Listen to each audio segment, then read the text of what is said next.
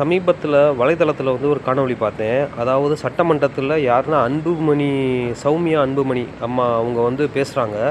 அதாவது இன்றைய காலகட்டத்துக்கு தமிழ்நாட்டில எது தேவையோ அத பத்தி, அதாவது பெண்கள் பாதுகாப்பு, பெண்களுக்கு எதிரான குற்றங்கள் நடந்தா என்ன தண்டனை குடுக்கணுங்கிறத தெளிவா பேசியிருப்பாங்க.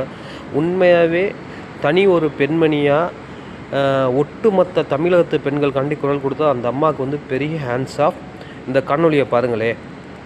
நம்ம குழந்தைங்க மேல கைய வச்சவங்கள நம்ம சும்மா விடக்கூடாது. நம்ம பெண்கள் மேல் கை வைத்தவங்கள சும்மா விடவே கூடாது. இதுக்கு மேல நம்ம பொறுமையா இருக்கிறதுல அர்த்தமே கிடையாது. துபாய், அரபு நாடுகள், இல்ல சிங்கப்பூர் போன்ற நாடுகள்ல எல்லாம் இப்படிப்பட்ட கொடுமையான குற்றங்களை செய்தவர்களுக்கு உடனடியாக சட்டப்படி மரண தண்டனை கொடுக்கிறார்கள்.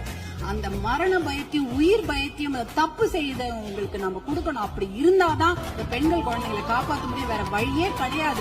ஏன்னா அவங்க நினைச்சிட்டு இருக்கிறவங்க இன்னும் ஒரு 5 வருஷம் பொறுமையா கேஸ் ஆடிக்கிட்டே போலாம், பொறுமையா வெளில வந்துடலாம். இந்த கோர்ட்லனா அந்த கோர்ட், அந்த கோர்ட்லாம் அதுக்கு மேல கோர்ட்னு போய் அவர்கள் வெளியில வந்து விடுவார்கள் என்ற தைரியத்துலதான் இவ்வளவு பெரிய தவறுகளை செய்கிறார்கள். அவர்களுக்கு அந்த உயிர் பயத்தை, குழந்தைகள் மேல் கை வைத்தவர்களுக்கும் பெண்கள் மேல் கை வைத்தவர்களுக்கும் அந்த உயிர் பயத்தை கொடுத்தாதான் இனிமேல் ஒரு தவறை செய்ய மாட்டாங்க. அதுக்காக இனிமேல் நாம எல்லாரும் அந்த காணொலியை முழுசா பார்த்துருப்பீங்க.